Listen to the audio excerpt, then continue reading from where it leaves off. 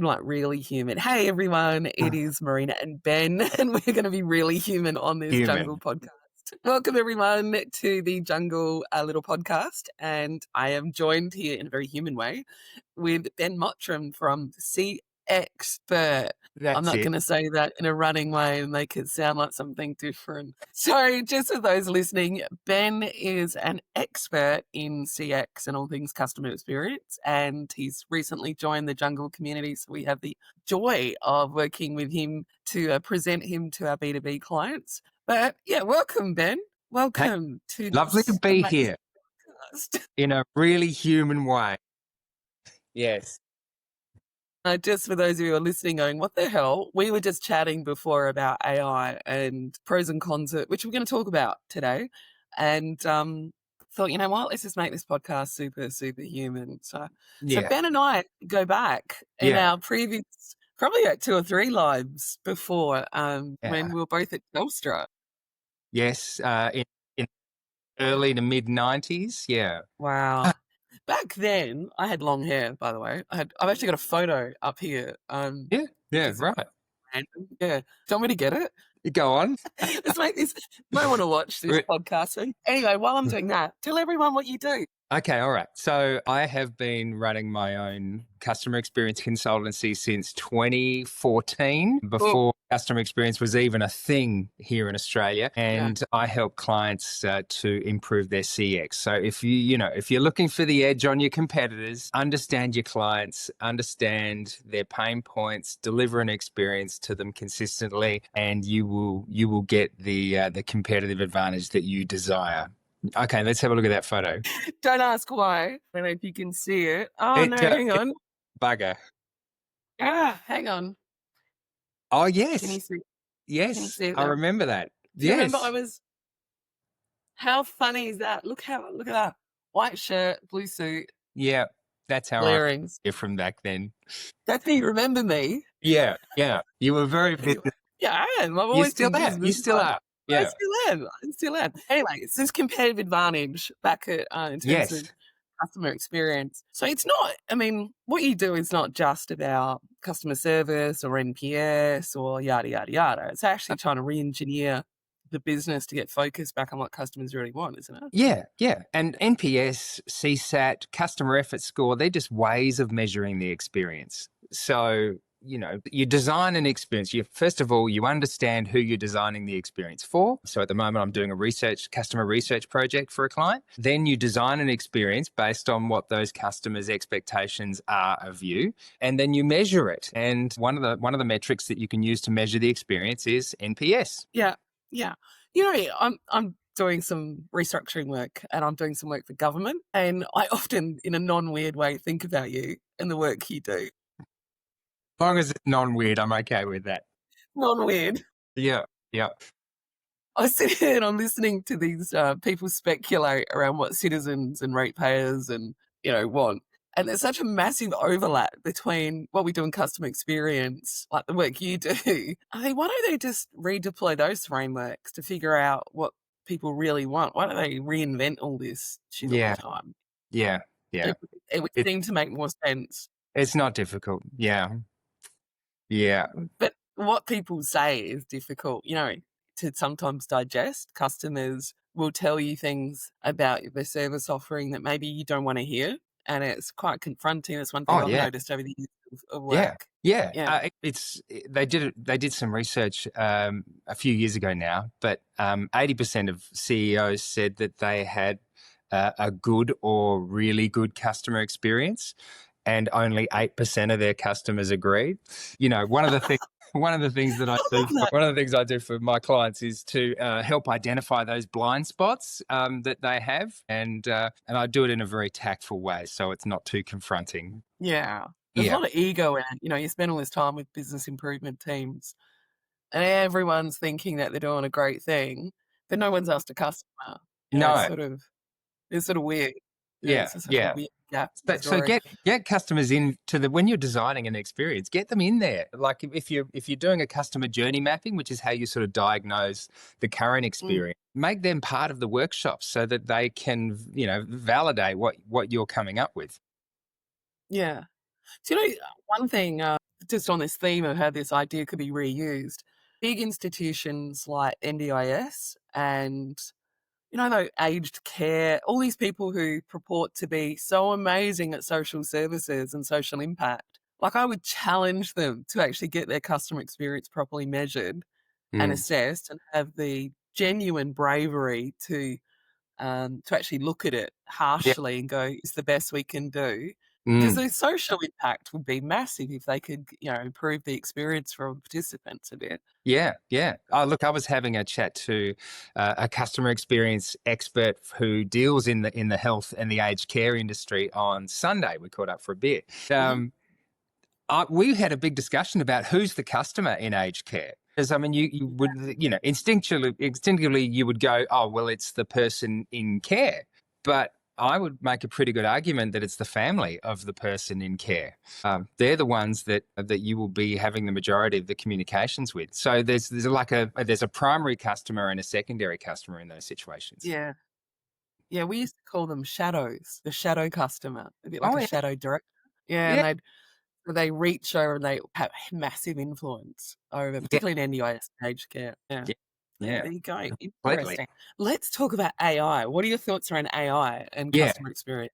So I love it is in terms of quickening your ability. Okay, so let's talk about feedback. So customer feedback. It speeds your ability to analyze customer feedback and then operationalize a response to customer feedback. So if you need to roll out a new initiative, it shortens the amount of time between receiving customer feedback, analyzing that feedback, and then developing an initiative. Organizations are becoming more agile now, which is great. It's a good thing. Agile.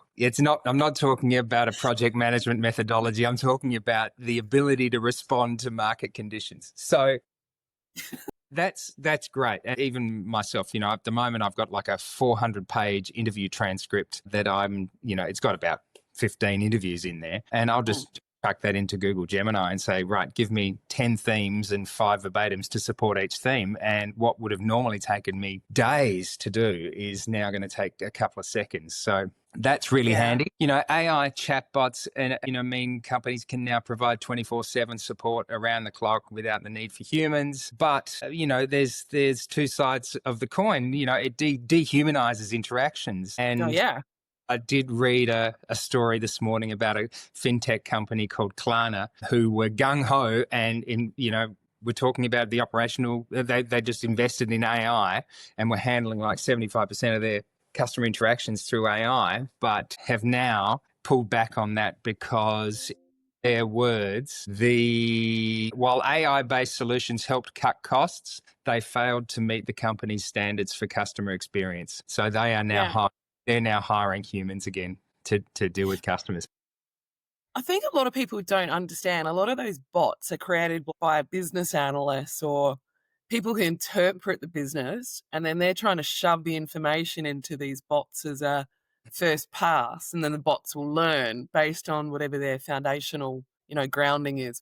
But that's driven by people who, they're business analysts. They're not strategists. They're not people like the CEO who's got the next vision of what the business is going to look like and then Yeah, adjust the bots like you would staff, like at a town hall or whatever. It sort of refreezes them and they constantly have to be updated and changed if they're going to be relevant, which yeah. I don't think we're talking about the nuances of AI like that yet. No, no. You know, I'd be looking at what are the main queries that your contact center is handling, and if they are repetitive, non-complex, something that a bot could easily handle, then yeah, give it to a bot. But anything that requires human interaction, human care, empathy. Sorry, I bumped my laptop.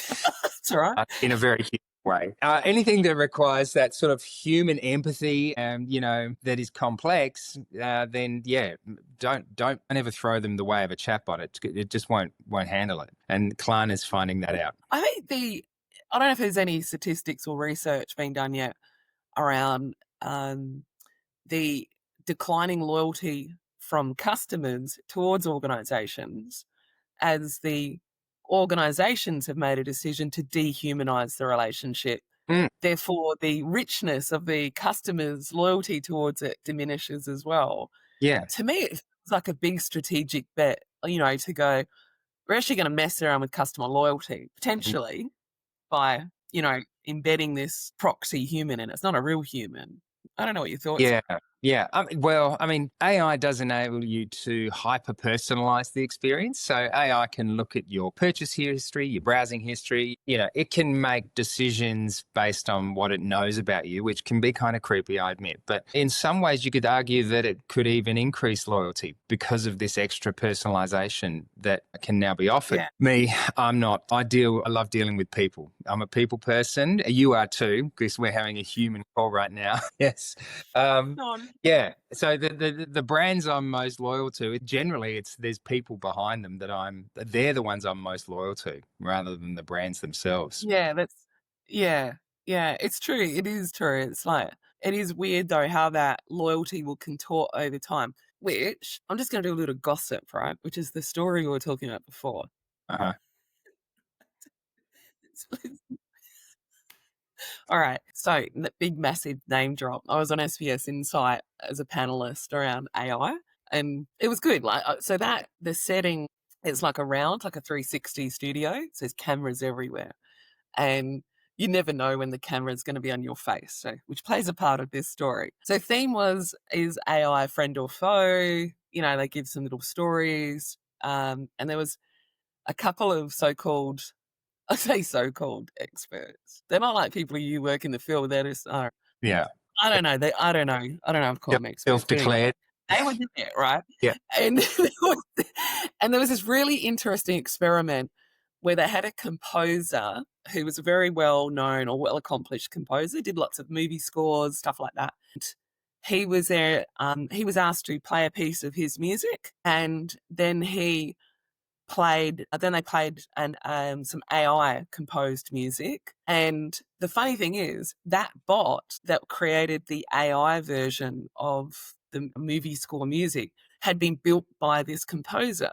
So they played both pieces of music for the audience, cameras scanning around. They asked the audience to vote on which one was the human produced music and which one was the bot produced music. And it was super strange because overwhelmingly, we all picked the AI generated music, even though the AI had been trained off this human composer. But when the camera, they ask you, like, why did you pick that? None of us, including me, could figure out why. It was just something we couldn't articulate to go, I don't know, and you couldn't pick it, like why it was different. Yeah, but it was different, and it was very different. And so therefore we responded differently on a real primal level. Yeah. I don't think before I tell the gossip, any thoughts or comments on that?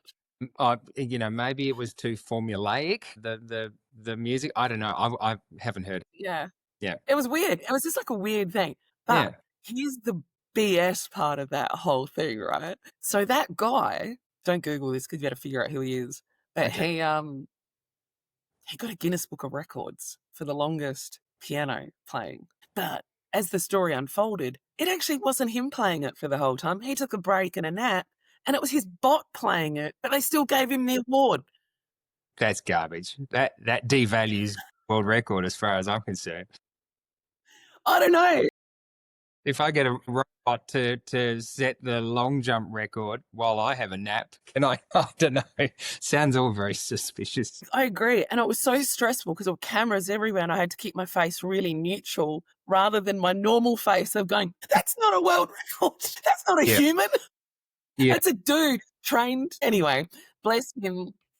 You should have given the human reaction there, Marina. It would have been like, that's that.